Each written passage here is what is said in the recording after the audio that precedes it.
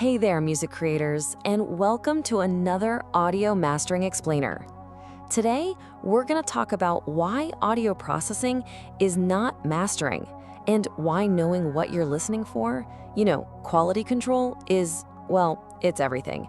Okay, let's get right into it. Okay, let's just dive right in. There's this huge misconception floating around that mastering is just about slapping on some magic chain of plugins. But here's the deal. That's just audio processing. The actual craft, the art of mastering, that's something else entirely. And today, we're gonna draw a really clear line in the sand between the two. And this right here? This is the question that just fuels so much confusion. You've seen it, I've seen it, it's everywhere online, right? Tutorials promising you a pro master with this one specific sequence of plugins. It looks so simple, almost like a baking recipe. But is that really what's going on in the big professional mastering studios? Come on, is a plugin chain really the whole shebang? All right, so let's actually break down this super common online formula because let's be honest, for a lot of creators out there, this is what they think mastering is. So to really get to the bottom of what mastering truly is, we've got to take apart this popular myth first. We need to see what it's all about. And look, on the surface, this chain kind of makes sense, right? There's a certain logic to it. So step one, corrective EQ. You go in with a surgical knife, cutting out any of those problem frequencies. Maybe that muddy buildup around 250 hertz, or that annoying harsh sizzle way up top. Okay, done. Step two, RMS compression. Now you're trying to, glue the track together, kind of tame the dynamic so it feels more cohesive, more punchy. Got it. Then step three, some kind of upward processing for detail. This could be a saturator for some harmonic warmth, or maybe an upward expander to bring out those quieter, sneaky little details in the mix. Step four, tone shaping EQ. This is the fun part, right? Adding those big, broad musical boosts to make the track sparkle or feel a little warmer. And then finally, step five, the limiter. This is almost all about loudness, just pushing that level up to compete with everything else out there. So yeah, it's a logical sequence of processing, but, and this is the big but, is it really mastering? Okay, so if mastering isn't that 5-step plugin recipe, then what in the world is it? To find the real answer, we have to look completely past the plugins. We have to ask a much more fundamental question. What is the actual day-to-day job of a mastering engineer? And here it is. This is the core of it. Mastering, at its heart, is the final crucial step of quality control. It is a technical process, not really a creative one. The main goal, the only goal really, is to make sure that audio translates perfectly to every single possible playback system out there. Any processing that happens, any little EQ nudge or touch of compression, it's all done to serve that one goal. It's not about being creative, it's about preparation, not alteration. That's a key distinction. Man, this quote just hits the nail on the head. Think about it like this. A mastering engineer is like a book editor.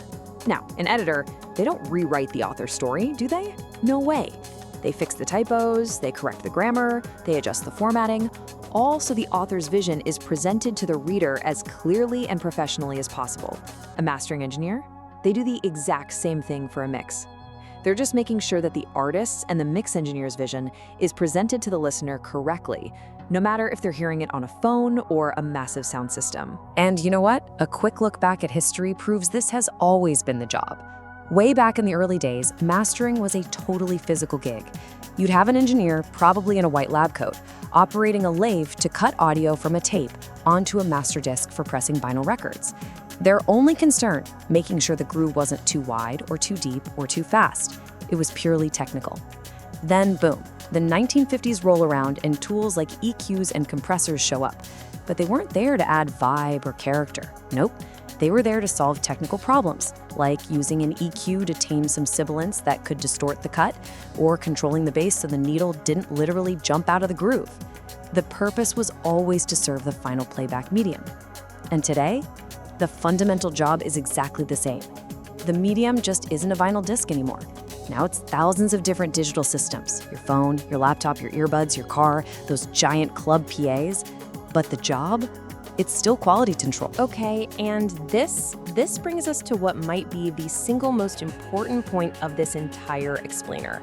So lean in for this one. If the secret to mastering isn't some magic plugin or a secret process, then what is it? The answer is so simple, but it's the piece of the puzzle that almost everyone forgets. The real secret to mastering has absolutely nothing to do with what you use. It's all about where you listen. So let me just ask you this straight up. What do you think is the single most important tool for mastering? Seriously, think about it for a second. Is it some vintage analog EQ that costs a fortune, a super expensive compressor, maybe the latest AI-powered limiter? Well, the real answer is probably not what you're thinking. It's the room. Yep, that's the answer. Not a plugin, not a piece of gear. The most critical, number one, can't do it without it tool is the acoustically treated, neutral sounding room. And why is that? Because every single decision a mastering engineer makes, every tiny EQ boost, every whisper of compression is based 100% on what they can hear. And if the room is lying to them, if it's adding extra bass that isn't really there, or hiding harsh frequencies, then every single decision they make is going to be wrong. It's built on a flawed foundation. So this really boils down to two things that are completely non-negotiable. First, you've got the acoustically treated room. I mean, your typical bedroom or untreated space, it's an acoustic nightmare. Low frequencies build up in the corners, creating these standing waves that can trick you into thinking your mix has way too much bass when it might actually be thin. Hard, parallel walls create flutter echo, which just smears your stereo image and hides all the cool details. Professional acoustic treatment, we're talking real bass traps, diffusers, that stuff neutralizes these problems. And second, you need a pair of accurate, flat response monitors. These speakers are specifically designed not to sound good or flattering. They're designed to sound true. They don't add their own bass bump or high-end sizzle like most home stereos do.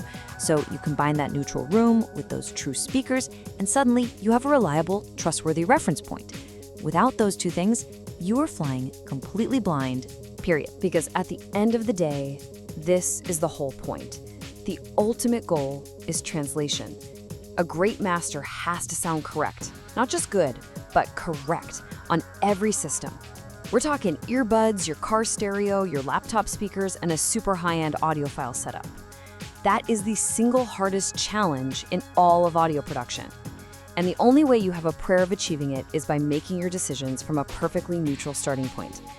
If your reference point is true, then your master actually has a fighting chance of translating everywhere else. All right, so even if you have the most perfect room on the planet, there's another absolutely crucial factor we have to talk about: the quality of the mix you're starting with. See, mastering isn't a magic wand you can just wave over a track. Understanding what it can do, and maybe more importantly, what it cannot do, is totally essential if you want a great final product. And let's be crystal clear about this, because this is an absolute, unbreakable law in audio. A bad mix will always, and I mean always, result in a bad master. No exceptions. If your instruments are all fighting for space, if the vocals are buried, if the low end is just a complete muddy disaster, a mastering engineer can't fix that. Mastering enhances a great mix. It can't perform CPR on a broken one. It is simply not a substitute for a good mix. This table here really breaks it down like a report card for your mix. Think about it. If you hand in a D grade mix, one with major problems, it's gonna come back as a D grade master. Honestly, save your money. Go back and fix the mix first. A C grade, kind of mediocre mix, yeah, it might get a little bump, maybe to a C+, but it is never, ever gonna sound like a pro record. Now, the real magic, that happens with the B grade mixes. A good, solid mix can be taken by a great mastering engineer and truly elevated to that competitive, industry standard A level. And what about a genuinely incredible 5-star A grade mix? Well, the mastering engineer's job might be to do almost nothing at all, except for that final quality check and, of course, getting it to the right loudness. And this really gets to the core of what professional experience is all about. Sometimes the most important, the most powerful decision is to do absolutely nothing.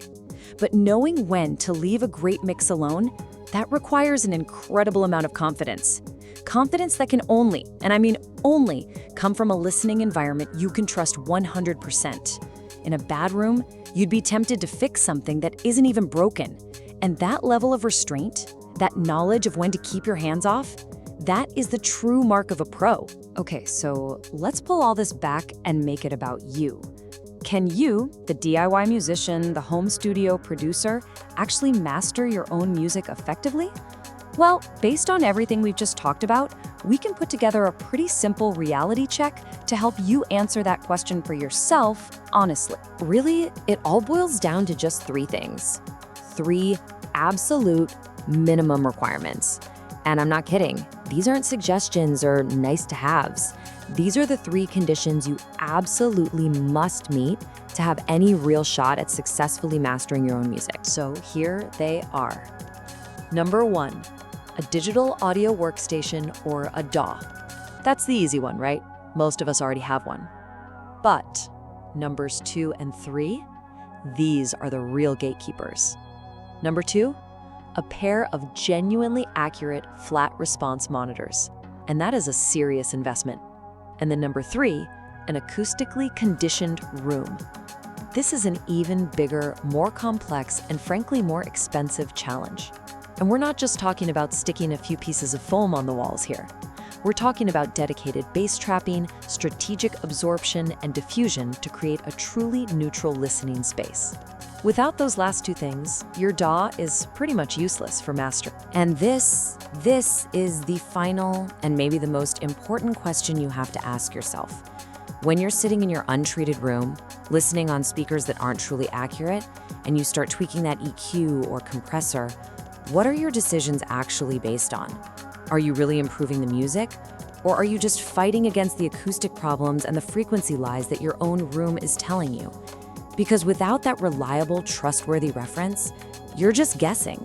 Okay, so unless you already have that neutral room environment, we hope we have just saved you a whole bunch of time and frustration wasted on do-it-yourself mastering. Because remember, applying plugins is easy. Knowing precisely what to do, why you're doing it, and most importantly, when to do nothing at all, that is the real craft. And it all starts with being able to trust what you hear. Have any other questions about this? Leave us a comment and tell us what you'd like to know. And please, subscribe, share, comment, and like the Audio Mastering channel so that this information can reach an even wider online audience. Thanks for watching.